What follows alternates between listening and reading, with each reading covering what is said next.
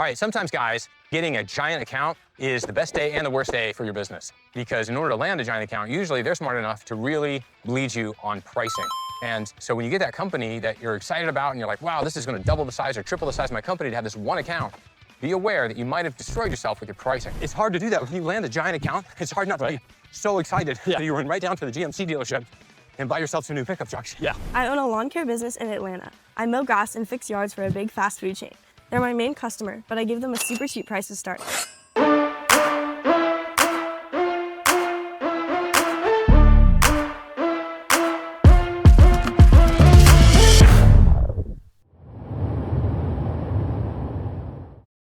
I own a lawn care business in Atlanta. I mow grass and fix yards for a big fast food chain.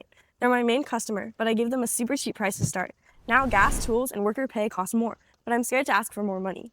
I might lose them. I'm not making any money and I have to borrow to pay my workers. If I pay my workers less, they might quit. How do I ask the chain for more money without losing them? Or should I pay my workers less? I need help to save my business. You know, we know the neighborhood right beside here, Enclave, whatever.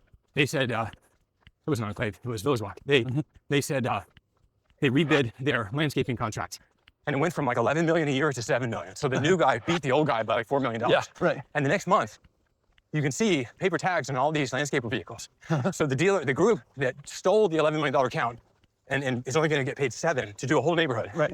They were so euphoric from the sale that they went out and bought tons of new trucks. Oh my goodness. And so, but they didn't realize that the other company wasn't making $4 million a year on that account. Right. And so, I mean, but it's hard to do that. When you land a giant account, it's hard not to be so excited that you run right down to the GMC dealership and buy yourself some new pickup trucks. Yeah. Because you're like, wow, look at this. So, and so this guy, having landed this big chain of fast food restaurants, might have bought so much equipment and locked himself into loans to pay for it that he feels handcuffed. Like he's not making money, but at least he can make his truck payment. Yeah, sure. But he's got to send an email. Right. Because he can go bankrupt slow or go bankrupt fast. Yeah. It's bankruptcy either way. Right. You got to do the thing you got to do, and you got to do it right now.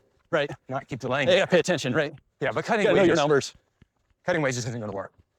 Going back and saying, hey, my client won't pay more, so I have to give you a pay cut. Yeah. Nobody's going for that. And probably with all this immigration stuff, it's harder to find good workers. Yeah, sure. Much harder than it was 6 months ago. Yeah, of course. And so this idea that he's going to be able to cut rates against the market that's making that stuff more expensive. Yeah. That's nuts. And Yeah. so where was the guy at again? Lawn care? Atlanta, yeah. Yeah.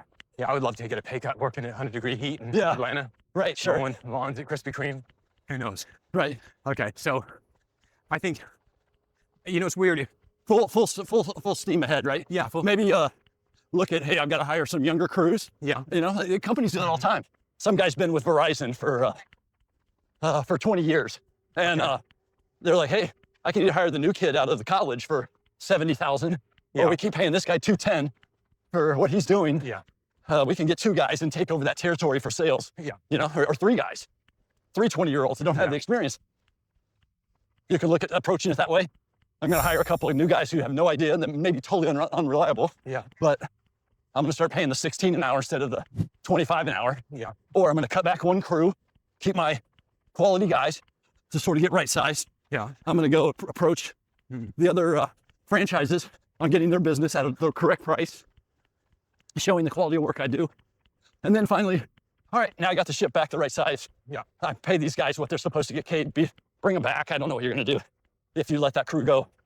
I'd prefer you keep the crew, get more sales, get things right sized. Yeah, and stop bleeding cash. If you're doing a big chain, I mean, that's your door opener for the next one, right? Yeah, right. You say, hey, look at this. We handle 60 restaurants. We handle logistics well. Yeah. Places always look great. Here's some pictures. Yes. Let us bid your work. Yeah. And there shouldn't be a restaurant chain in the city that doesn't know who you are. And I mean, but you're going to have to do the hard thing. Yeah. As Ben Horowitz says, the hard thing about hard things is they're hard. But that's how you get to be a business owner. Yeah. That's how you get to stay a business owner. Yeah. And stay alive. Yeah. They're doing the hard things. You got to be willing to have the hard conversation. Now, the other one is, you know, there is a third way. You go in there, convinced you're going to get a rate increase, have a good justification. Yeah. And you're like, well, I'll either do this and I'll make money or I'll lose the account and I'll go out of business. Well, you could always just back it out. Yeah. Right? You can live to fight another day by saying, oh, you're really going to fire me if I don't? Okay, never mind. Come up with another way. Cut territory. Hey, I can only handle this central area because you have 15 of your 30 stores are here. Yeah, yeah. Those other 15 are outliers that really take away our pick crew. on them about say, I'm not going to raise rates for all 60 of your stores, but 12 of these are way in the woods. Yeah. I'm going to have to charge a little bit more. And then they have to think, well, if I find somebody willing to do Dahlonega, they're not going to be willing to do South Atlanta. Yeah, and exactly. So I'm going to have to. And I love the quality of work. Yeah. You know, he brings me gift cards once a year. Yeah, that's right. But having one supplier, one third choke for the whole territory has value. Right. He doesn't want to have to manage a relationship with a bunch of different. Same thing, you're a dent and scratch guy. Hey, I'm not going to be able to handle this issue that you have. It takes too much time. I'm not getting paid the quality of work. Bang, that's it, yeah. Basically piecemeal out stuff. And then they're going to say, well, I could go shop that one piece, but that would be a hassle. Yeah, let's pay him a few dollars more for that one piece. Right. And if you're doing 20, 30 repairs a day for that one client, you know, a $25 rate increase, that's 500 a day, that's 125,000 a year. Yeah. It might be the radius he needs. So, okay, guys, what do you think?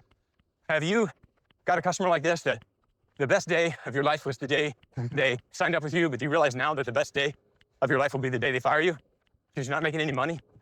I would love to hear not only your challenges, but also how did you get the courage if you did go through this and have that conversation and things worked out well? Yeah. How did you find the courage to have that conversation? Because this is definitely one of these moments where courage pays and it's the price of being a business owner. So love to hear what you have to say.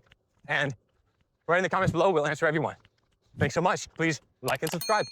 And thank you for us being at 10,000 subscribers.